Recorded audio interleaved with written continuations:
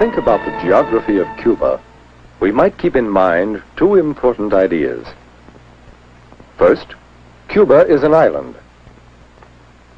Second, Cuba has a tropical climate.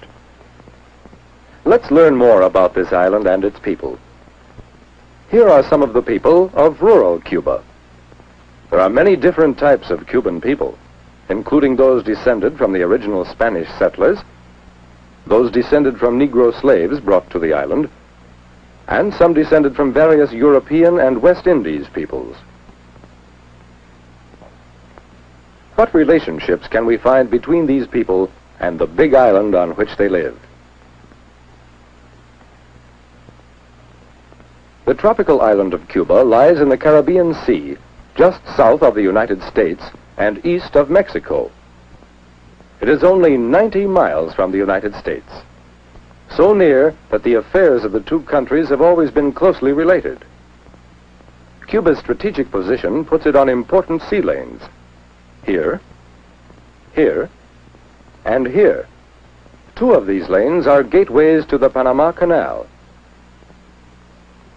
Because of its strategic position, Cuba was called the key to the New World by the early Spanish explorers.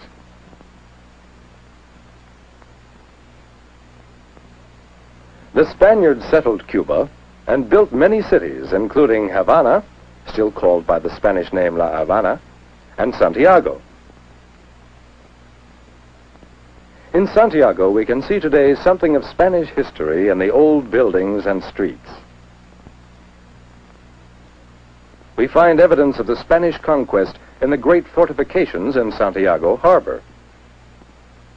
Here, too, are scenes of the Cuban struggle for independence from Spain, a struggle in which the United States took part.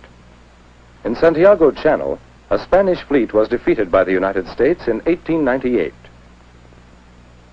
On San Juan Hill, American and Cuban troops won another victory. On the hill today, this memorial represents the combined Cuban and American fight for the island's independence from Spain.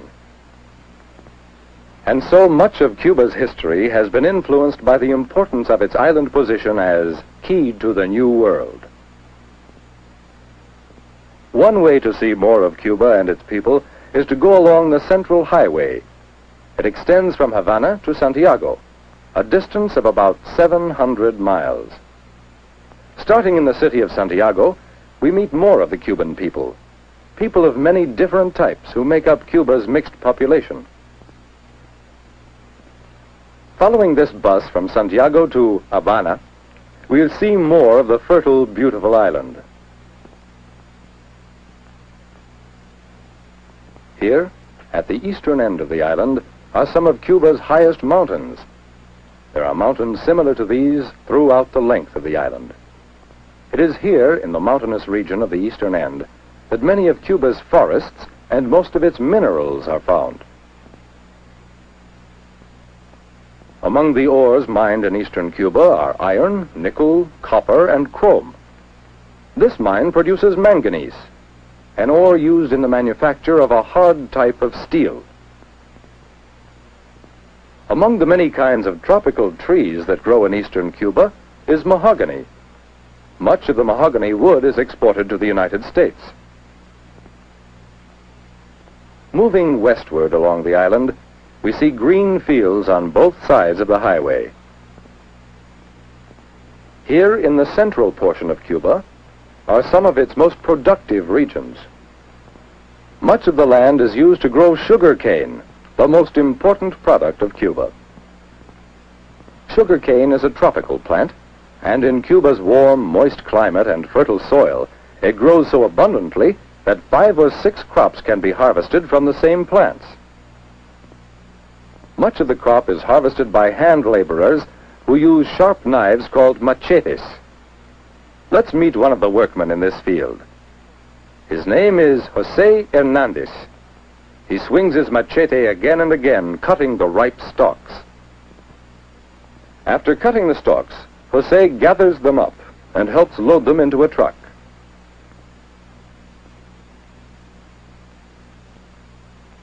Jose and the other men do not work in the fields during the hottest part of the day.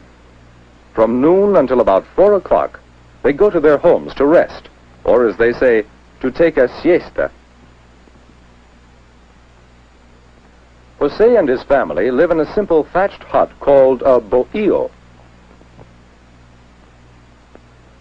Jose owns a goat and a few ducks and chickens, which his wife cares for. Near the hut are some banana trees that provide fresh fruit for the family. As in most tropical countries, life is easy and pleasant. For the siesta, everyone goes inside the hut to rest. After siesta, work on the plantations is resumed. In the midst of the plantation is the central, or sugar mill, where the harvested sugar cane is brought to be processed. At the central, the cane is pressed, and the juice is changed into raw sugar. In some mills, the raw sugar is further processed into refined sugar. From this single product, sugar, comes most of Cuba's wealth. And where is the sugar sent? Most of it goes to Cuba's close neighbor, the United States. What else does Cuba send us? Let's follow the Central Highway into the western part of the island to find out.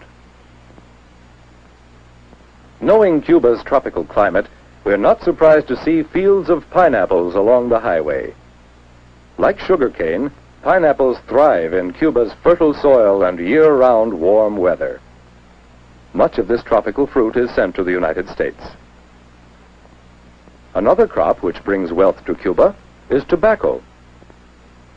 Certain varieties of tobacco are grown under cloth for protection from the hot sun. Cuban laborers handle the crop through all stages: the growing of the plants, the harvesting of the tobacco leaves, and the final making of cigars.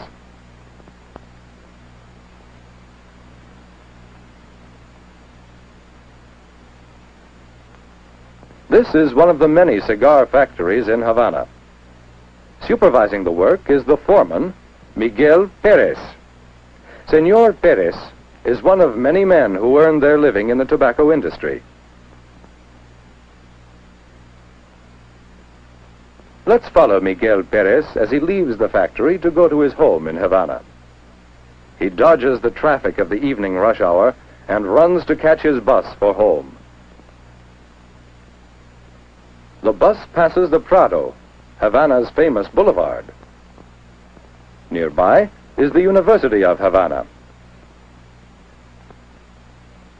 Among the students is Pedro Perez, Miguel's son.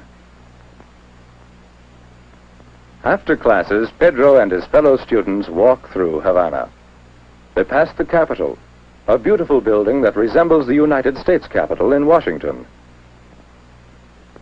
Later, Pedro and his friends find their way to one of Havana's beaches.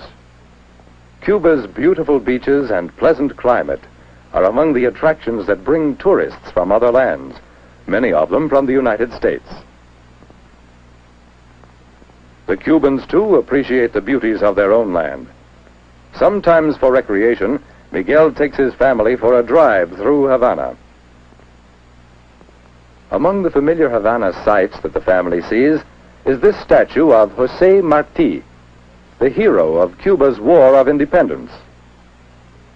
Here is Columbus Cathedral, named after the famous discoverer of the New World.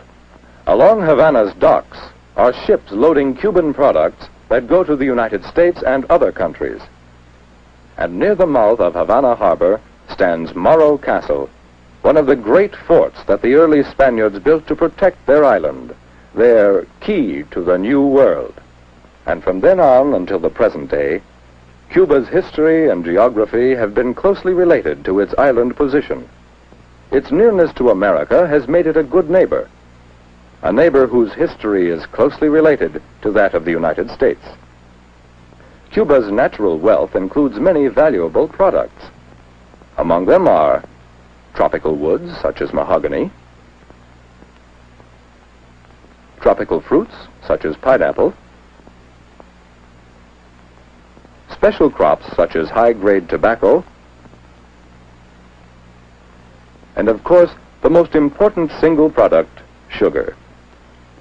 These are some of the things produced by the Cuban people who live on the big island with the tropical climate.